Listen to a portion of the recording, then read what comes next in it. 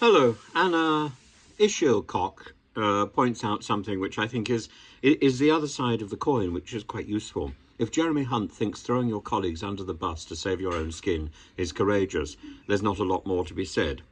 So while I think there's a lot to be said for being kind, and there's a lot to be said for supporting somebody when they're down, and Willie Ragg deserves compassion, Anna Anne Ishilcock is quite right that Jeremy Hunt's credibility looks a little thin if he's saying, as he is, that it's courageous to throw your colleagues under the bus to save your own skin. That's not honour, is it?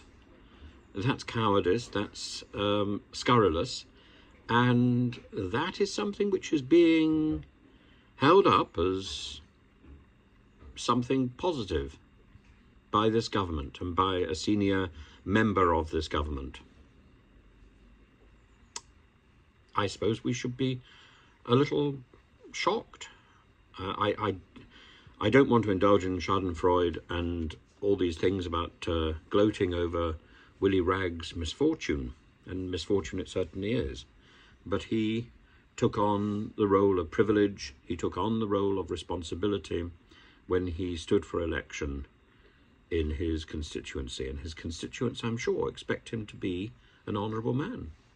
And it's not about him being thrown out of the party, it's not about him having the whip removed, it's about his decision and his initiative as an honourable individual. Does he think that what he has done is honourable? And as for Jeremy Hunt, if he genuinely wishes to endorse this, maybe we need to wonder whether or not Jeremy Hunt's